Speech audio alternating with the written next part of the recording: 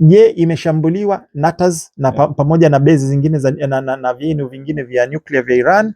Hiyo bado sijaweza kuthibitisha, nitaithibitisha nitakapopata taarifa za uhakika. Okay, sawa. Tugeukie sasa, kuna hizi taarifa ambazo zipo zinadaiwa kwamba Marekani imebadilisha kusudi ama mpango ama malengo ambayo ilienda nayo ya pale katika hizi vita za Irani, kwamba ilikuwa ni regime change, kubadilisha uongozi na vitu vingine kama hivyo. Na sasa hivi wanadai kwamba, nilimsikiza msemaji wa Irani alikuwa anazungumza kwamba Marekani imeanza kuhamisha baadhi ya silaha zake kuzipeleka huko Cyprus. Kwanza taarifa hizi zikoje hasa? Sema. Hapo kuna maswali mawili. Yes. La kwanza regime change, kwa maana wamebadilisha malengo, na hiyo nianze kujibu kwanza hilo. Wamebadilisha gia hewani. Walichotegemea wao na ni miscalculation. Na hii itathibitisha maneno na analysis ambayo nimekuwa naitoa nyuma. Walitegemea kwamba tukimua Khomeini na tukaua viongozi wa juu, regime au utawala wa Iran utavunjika. Raia watawashawishi raia wapindue serikali yao. Kitu ambacho imekuwa exactly opposite. Khamenei, ukisikiliza video zake na ukisikiliza jinsi wa Iran walivyokuwa wanampenda, imezidi kuwapa ari na machungu wa Irani. Yani ndo mwanzo, yani wa Marekani sasa hivi wameshakata tamaa kitu kinaitwa regime change, wala maandamano, kwa wingi wa Wairani ambao wametoka wana hasira kwa Marekani kuulia kiongozi wao ambayo walikuwa wanampenda. Yule unajua mimi ni Sunni, sawa? Wairani ni Shia.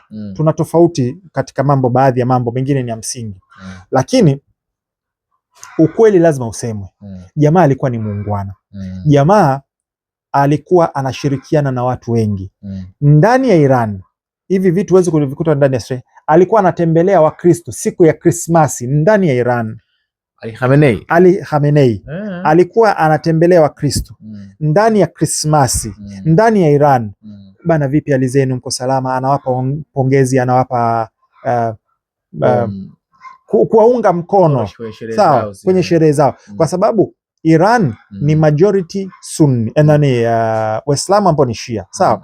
Kuna Wayahudi mule ndani, wana masinagogi yao, wanafanya ibada.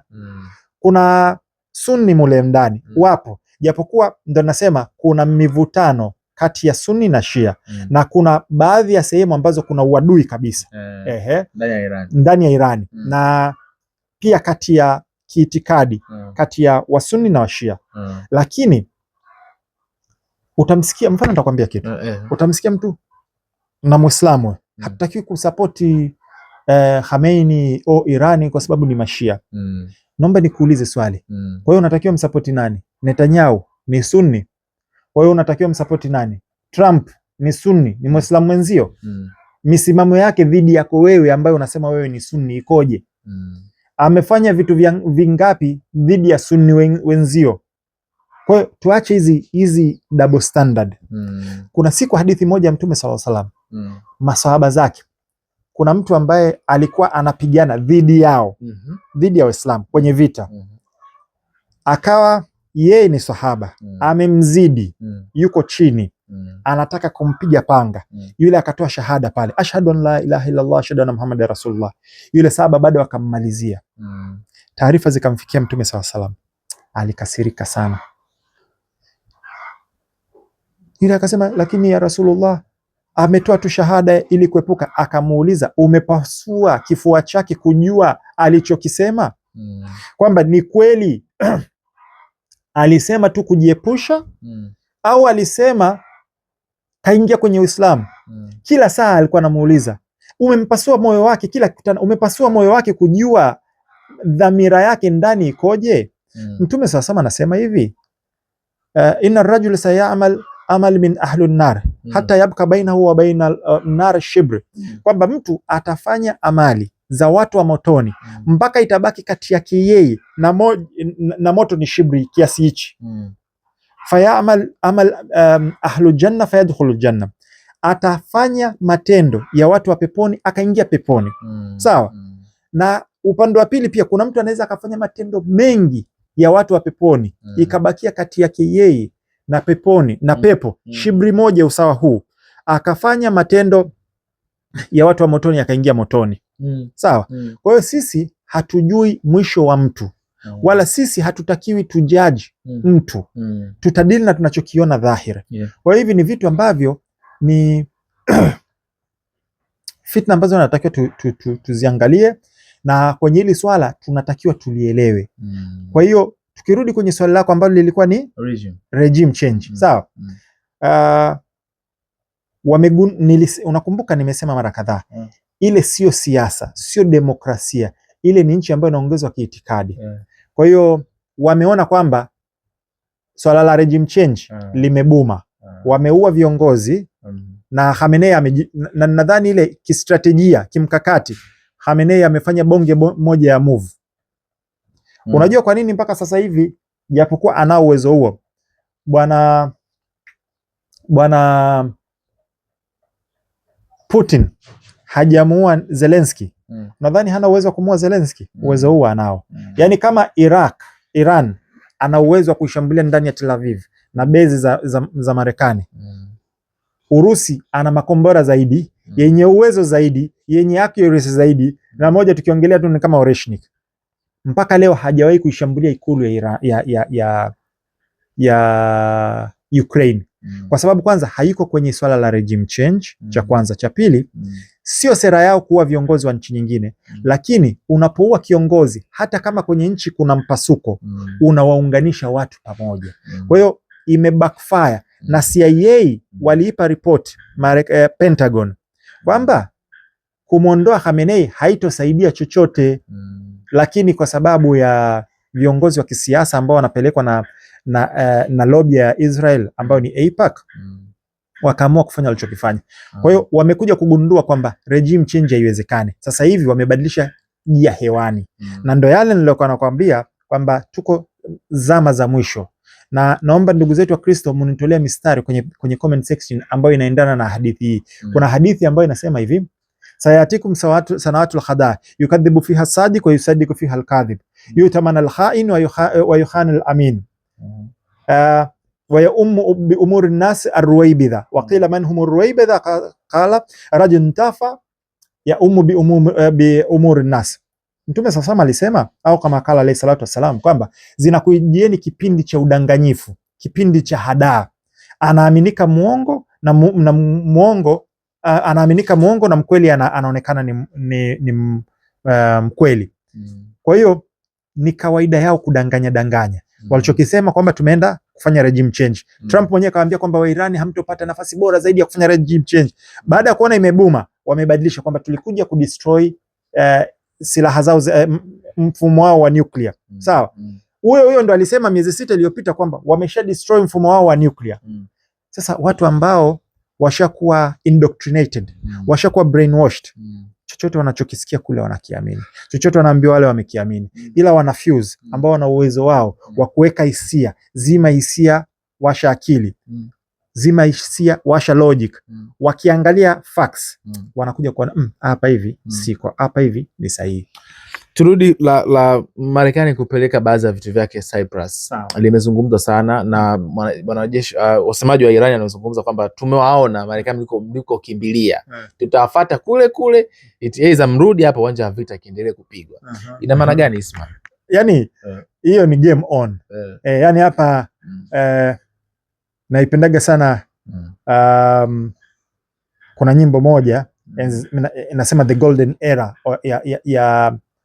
ya Bongo Flava, ya moja ya kundi bora kabisa ambalo nalipenda la Bongo Flava Tanzania. Nakwambia Bundesliga kiatu mtu.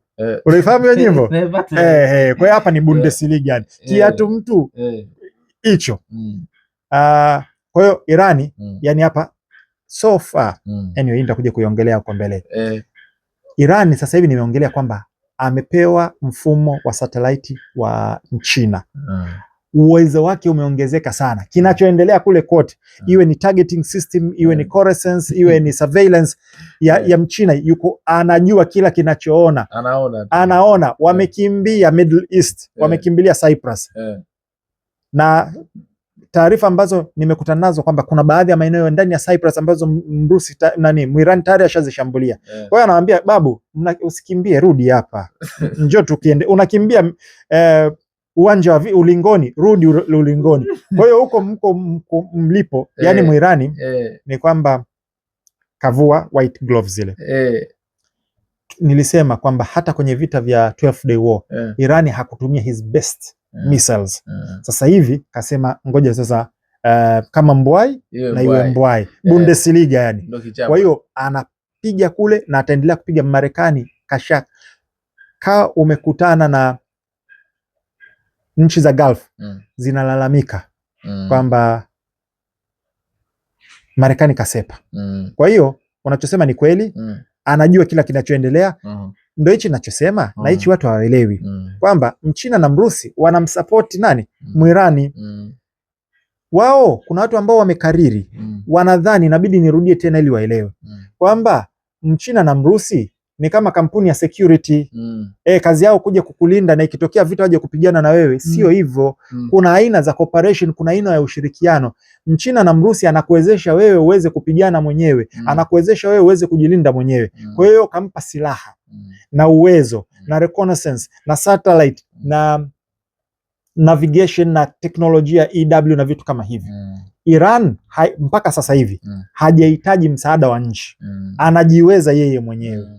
Nadhani iwapo itatokea Iran atasema jamani, sasa nahitaji msaada, ndio alafu tuone kwamba China na Urusi wagome kwenda pale, hiyo kitu kingine. Kwa sababu nimeshaongelea kuna kitu kinaitwa Mutual Defense Pact ambayo ndio Article 5 ya NATO. An attack on one is an attack on all.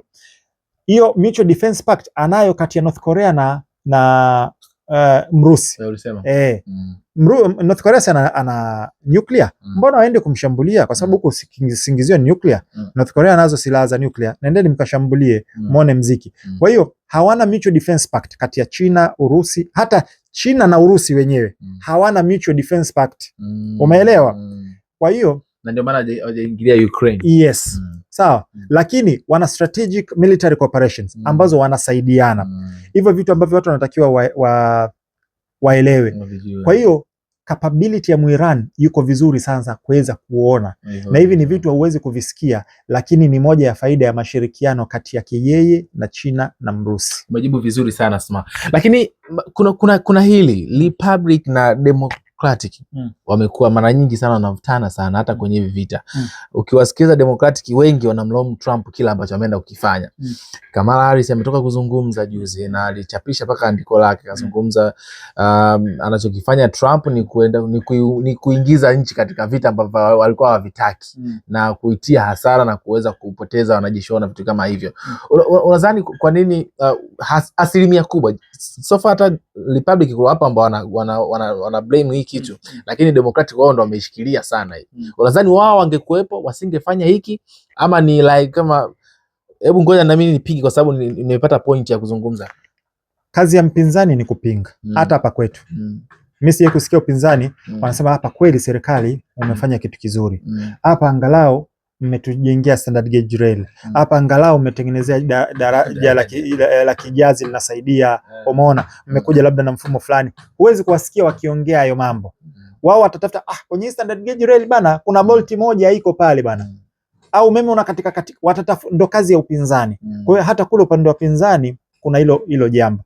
Lakini Trump ndo rais wa kwanza kuishambulia directly Iran. Kitu ambacho Netanyahu amekuwa anakitaka kwa miaka 30. Na hapa niwape tu dondoo moja. Watu wengi wanasema kwamba hivi vita vimeanzishwa kufunika Epstein Files. Hapana. Hivi vita ni culmination, ndo matokeo ya Epstein Files. Epstein Files imetengeneza mazingira ya kukamata viongozi wote wa muhimu na kuwaweka chini ya control ya Zionist lobby kufanya kile ambacho wanachokitaka. Kwa hiyo hatimaye wana rais ambaye yuko chini ya control yao. Hatimaye wana waziri wa vita ambaye yuko chini yao.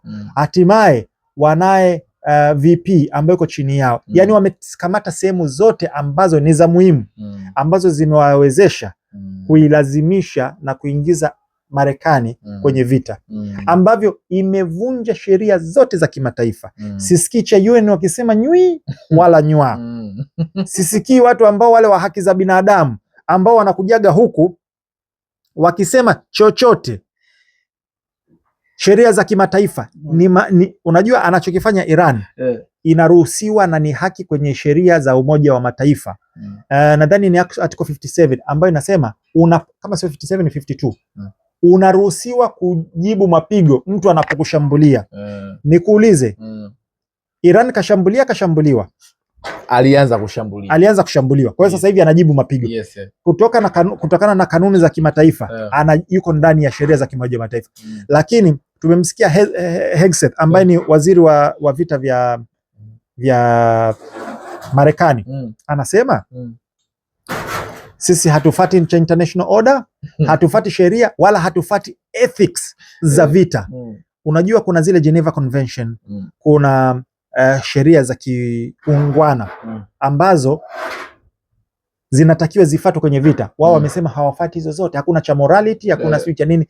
Sisi tunapigana. Sasa kikitokea na wao kimewakuta wasilalamiki, ila wao ndio sasa hivi wanachokifanya. Kwa hiyo sheria zote natamani niwasikie hata hapa kwetu wale wazee wa haki za binadamu, natamani niwasikie mkisema jamani, bosi wenu ambaye ndo anakupeni hela na kila kitu umevunja sheria za kimataifa. Article za sheria za kimataifa umezuia. UN ya laani, hatuwasikii kulaani. Yani wao wanasubiri tukitokea huku kwetu tu haki za binadamu. Jamani, tuwe na akili za kujiongeza. Ndo wale Mtume SAW anasema wa ya ummu bi umumi nas rajul ruwaibidha kwenye ile hadithi, na wataongoza watu ambao aliwaita ruwaibidha. Masahaba wakamuuliza waman hum ruwaibidha, au ruwaibidha ni nani? Akasema rajul ntafa ya ummu bi umumi nas, ni watu waovyo kabisa ambao ndo wanaongoza vitu vya watu.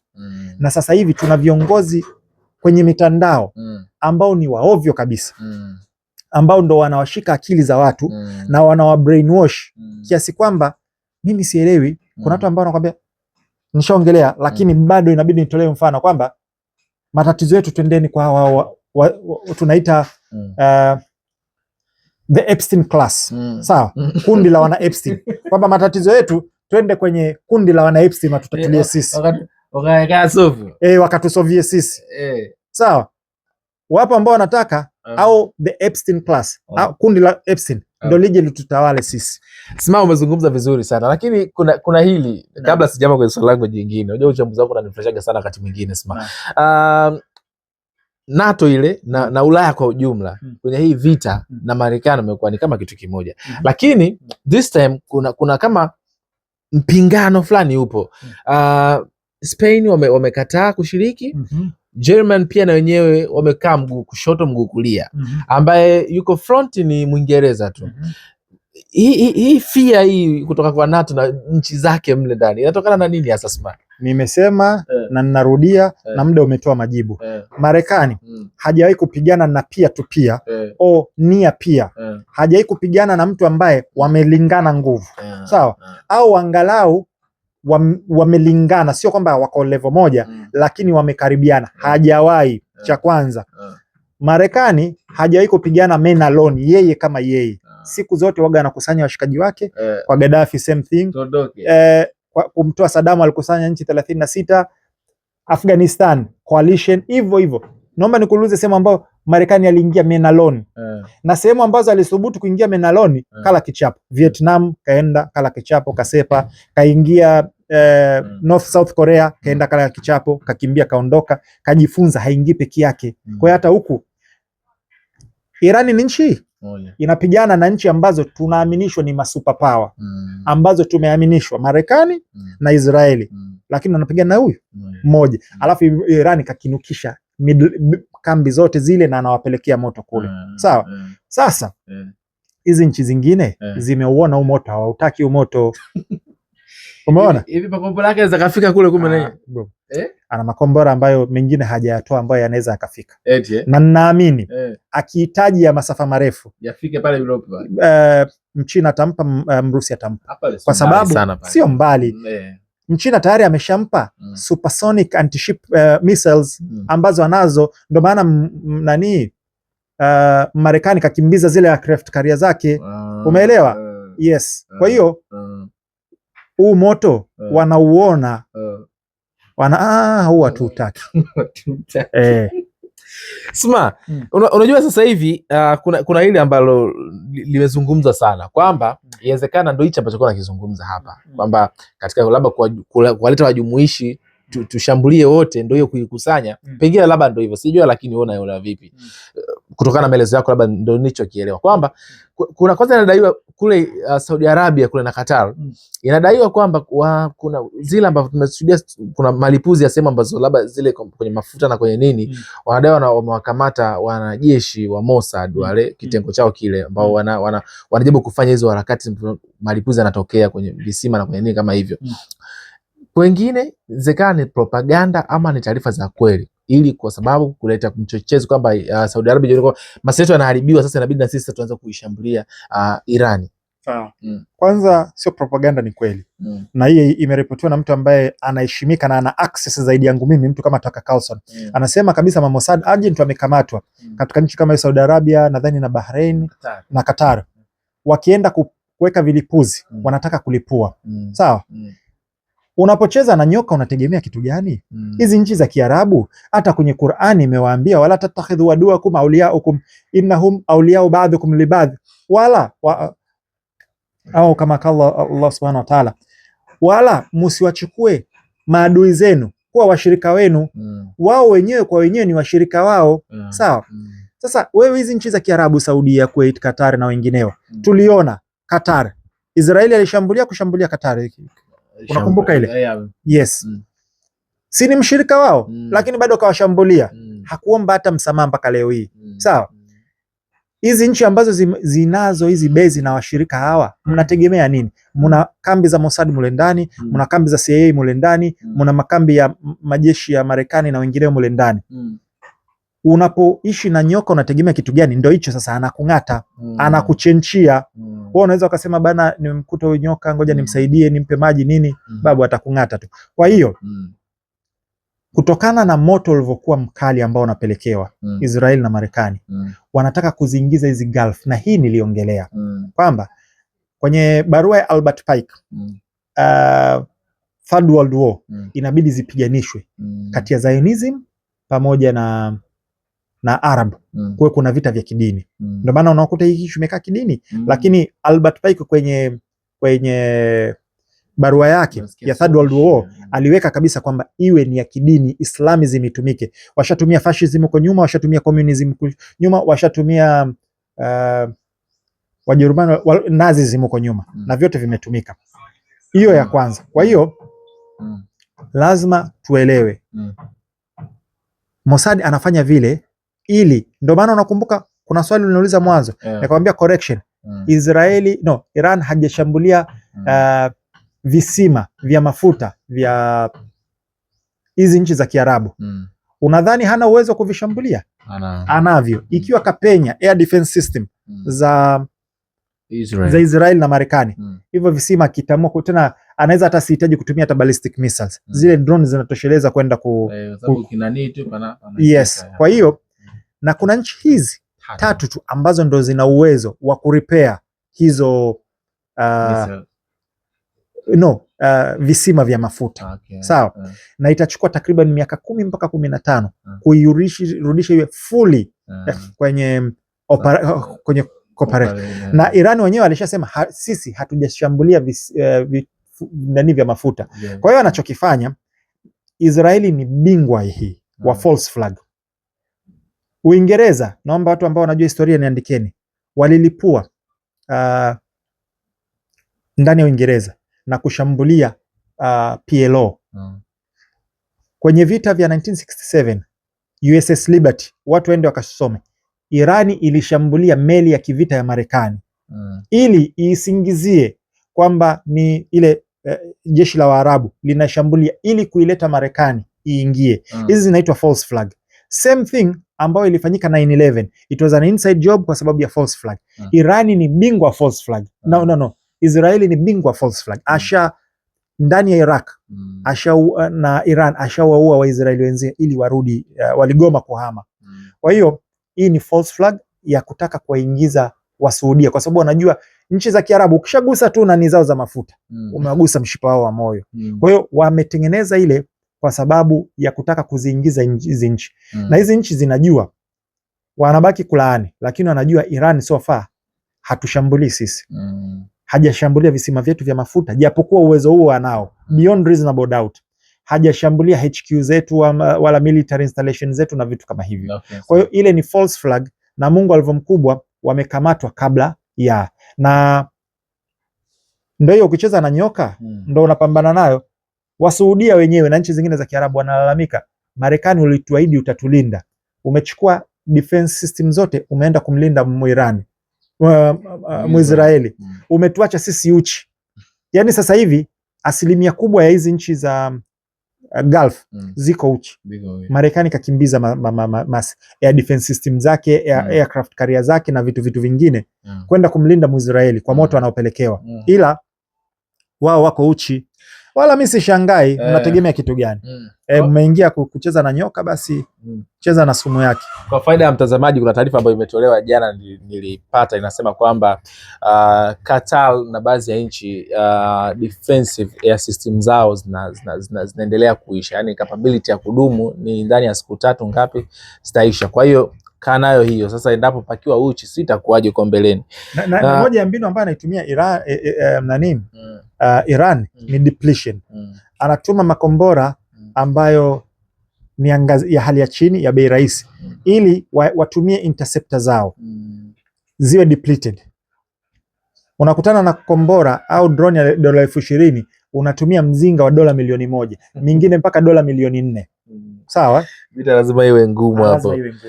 Tetemeko la ardhi Irani nimeliona, nikasema nitakuuliza hili. Nimeripotiwa muda mchache kabla tujaanza kufanya interview. Pengine hasa ni man created au ni la kiasili kama tunavyozoea, na pengine zakaleta madhara gani hasa kwa mambo kama haya? Weather control as a weapon ipo, na nakushaurini, kuna makala nimeandaa yapo kwenye Fuse. Ukiingia DJ Smart 255 YouTube channel yangu utayakuta, yanaitwa HAP. Marekani wana teknolojia ya kutengeneza kugeuza hali ya hewa kuwa janga. Wanaweza kutengeneza mvua. Walitumia hii kwenye vita vya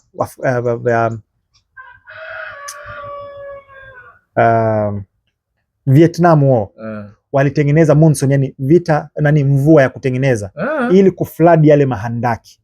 Wanayo teknolojia tangia back then, na HAP ipo. Kwa hiyo kuna teknolojia ya kusababisha earthquakes wanayo, mvua wanayo, na aina hizo za kutumia kutengeneza natural disaster, kutengeneza matsunami na vitu kama hivyo. Kwa hiyo uwezekano huo upo, kwa sababu ni moja ya silaha ambayo huenda ikafanya kazi dhidi ya mahandaki ya Muirani. Yani ikiwa tetemeko lina nguvu, huenda ikasababisha ikaleta madhara kwa yale mahandaki. Na Trump alisema kuna silaha zingine ambazo hatujazitumia. Huenda alikuwa anamaanisha aina hizi za silaha. Kwa hiyo siwezi nikathibitisha 100%, ila ninajua teknolojia hiyo ipo na kuna uwezekano ikawa imetumika. Naam. Okay, kwa kumalizia sasa, kabla tujaanza kwenye maswali ya watazamaji wetu ambao wameuliza, nikuuliza swali la mwisho. Mpaka sasa unaonaje sasa uwezo wa kijeshi katika hizi nchi kati ya Irani na Israel na Marekani kwa ujumla, wote hawa watatu, unaonaje kwa upande wako Esma? Sawa. Marekani na Israel naweka kundi moja, alafu kuna Irani kwenye kundi moja. Ndavi simplify kwenye kategori mbili. Ya kwanza ni offensive, ya pili ni defensive. Sawa. Kwenye offensive, nianze kwa Israel na Marekani. Tunafahamu wana uwezo wa offense. Offensive maana yake ni kushambulia. Wana uwezo wa kushambulia, wana uwezo wa kusababisha madhara. Iwe ni kwa ndege, iwe ni kwa standoff missiles, iwe ni kwa kutumia masilaha kama cruise missiles kama Tomahawk na aina zingine za silaha. Uwezo huo wanao. Upande wa defensive wameonyesha kwamba wanao, lakini ni dhaifu sana. na ni tofauti na tulichokuwa tunaaminishwa. Na hii wanafuse watakuja kuniambia tangia hata kabla haya migogoro yote kwenye GPS tulikuwa tunabishana pale, na nikasema Israeli ana mfumo kwa sababu Israeli, wapo watu ambao walikuwa wanasema Israeli ana defensive system bora kushinda hata Marekani. Nikasema Israeli ana defensive system dhaifu sana. Ni kwamba hajakutana na mtu ambaye ana mziki. Wanapima defensive system ya Mwisraeli dhidi ya makombora ya askari ambayo ni unguided ya Hamas. Huwezi ukapima hivyo. Na ana layers kama 4. Ana arrow ambayo ina range ya kilomita 70, alafu ana David Sling, alafu ana nani? Kuna arrow 1, 2 na 3, kuna David Sling na kuna nini? Iron Dome. Sawa? Lakini bado akaongezewa third kutoka kwa Marekani. Na kuna Patriot ambayo pia ni moja modification ambayo pia iko kwenye arrow. Lakini zote zimeonekana kufeli. Sawa? Kwa hiyo upande wa defensive ni dhaifu. Hiyo lazima tueleweke. Yes. Kwa upande wa Marekani. Kwa hiyo nimesema offensive yao wako effective, tumeona uwezo wao wanao. Upande wa defensive yao wako dhaifu kwa sababu hata rada ambayo ni ya zaidi ya dola bilioni 1 ambayo kazi yake ni kudetect na kuengage hizi incoming threats imedunguliwa. Na kambi zake tumeona karibia zote zimeshambuliwa kwenye Middle East. Hiyo ya kwanza. Tuingie kwenye Iran. Iran defensive capability yake pia ni dhaifu. Kwa sababu tumeona mashambulio kadhaa ambayo yamefanyika mule ndani. Kwa hiyo imepenyeka, ni dhaifu. Offensive capability yake ni ya kushangaza dunia. Yaani ni tofauti na tulichokuwa tunaaminishwa. Ameonesha ana offensive capability ambayo iko new kabisa. Yaani naweza nikaiweka namba 3 baada ya Urusi, Marekani, kwa sababu kwenye jet propulsion Mrusi yuko mbele kushinda mtu yoyote. Ana makombora ambayo yako way advanced kushinda hata Marekani. Kwa hiyo wa kwanza nitamweka Marekani, wa pili actually ni Mchina, japokuwa hatujamuona kwenye vita. Then naweza nikamweka Marekani, alafu nikamweka Muiran kwenye offensive capability Kwanza umesema Mrusi. Au ulisema Marekani? Mrusi. Alafu wa pili Mchina, ana offensive capability ambayo ukiingia kwenye air to air missiles ambazo ni BVR anazo ambazo zinafika mpaka 250, ana DF-16 ana DF-6 ambazo ni career killers, Dongfeng anazo makombora kila aina. Lakini pia kombora sio kila kitu. Kuna guidance na tracking na vitu kama hivyo. Mrusi ana GLONASS, Mchina ana Beidou. Kwa hiyo alafu Marekani, alafu namweka Muiran. Iran. Sasa ngoja nikupe, unajua niliongelea juzi. Nirudie tu kwa ufupi ambao labda hawakuona, ningewashauri wende wakaangalia. Air defense inafanyikaje? Kwanza kuna stage ya kwanza ambayo ni detection. Unatakiwa ugundue kwamba kuna kitu kinakuja. Cha pili kuna tracking. Ukishaigundua unatakiwa uitrack, uilock. Alafu ya tatu unatakiwa intercept. Ndio jinsi inavyofanyika. Utume kifaa. Kifaa kiende kikaidungue. Alafu kuna kitu cha reaction time. Kwanzia unapoigundua na unapoitrack na unapoi intercept, pambana nayo. Reaction time ni muhimu sana. Kama una muda mfupi, hata uwe na air defensive system kiasi gani, probability inapungua sana ya kuintercept na probability ya hit inaongezeka. Lakini kadri muda unavyoongezeka, probability inaanza kupungua, ya kushambulia inapungua, ya kudefend inaongezeka. Ukishaelewa hiyo sasa, na of course kuna vitu kama close in weapons ambazo zinaitwa point guard. Mrusi ana kitu kama punch series ile, ana back na zinginevyo. Marekani anazo ambazo ziko kwenye Aegis na mfumo kama huo. Sasa tuangalie kwenye, unaona hiyo distance niliyokuambia, distance na reaction time. Naomba nikuwekee tuangalie kombora la Iran linapotoka Iran mpaka kufika kwa Mwisraeli. Kwanza ni takriban kilomita 1000 mpaka 1500. Kwa hiyo distance ni kubwa mno. Reaction time ni kubwa mno. Lakini tuangalie vizingiti vingapi ambavyo anatakiwa avikwepe mpaka pale anapofanikiwa kuhit na kusomea.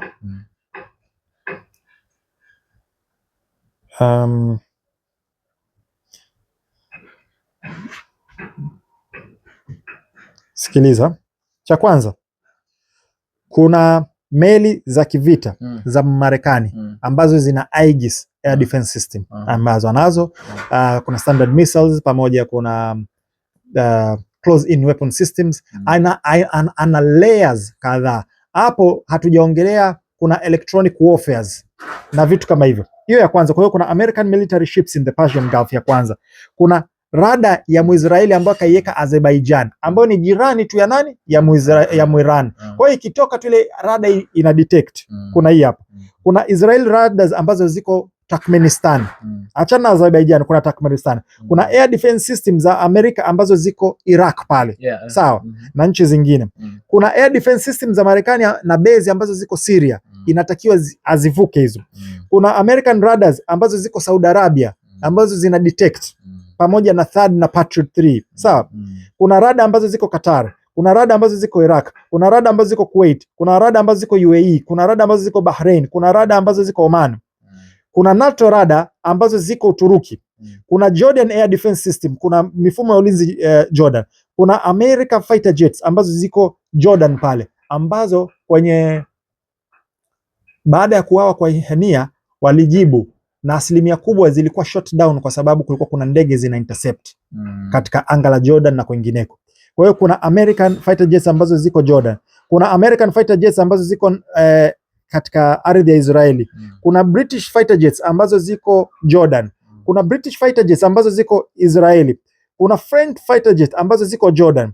Kuna air defense systems za Marekani ambazo ni kwenye ships ambazo ziko kwenye Red Sea.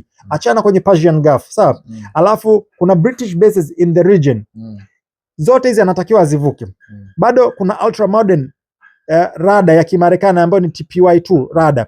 Bado kuna rada ya kisasa ambayo ni ya THAAD. Kuna Israel Iron Dome 1, 2 na 3 air defense systems. Kuna David Sling, kuna Iron Dome. Hizo ni ngapi? 28 ambazo shambulizi la Iran inapotoka anatakiwa vuke vikwazo vyote mpaka anapopiga. Jamani, tumwekee heshima Muiran. Sio kazi ndogo. Hizo defense system zote nilizokutajia 28 mpaka unapoona kombora la Muirani linaenda linapiga ndani ya Tel Aviv pale, ujue imepiga vimekwepa kote. Apewe heshima yake. Apewe. Kwa hiyo offensive capability sasa ndo hapo. Au nchi zingine wa NATO unafikiri wa mziki wao wanaotaka? Umeona? Waarabu unafikiri wanataka kuingia pale baada ya kuona hicho kinachoendelea? Nadhani jibu lako nimekupa. Umelijibu vizuri sana. Naam. So far Smart, tugeukie sasa kwenye maswali ya watu waliotuuliza. Swali la kwanza ambalo naulizwa sana na tunaliona, sio kama naulizwa, unaulizwa sana na sehemu ya comments. Smart amepungua sana. Hebu tuwajibu kwanza ili watazamaji wetu Smart. Hizi ngoja. Nimepungua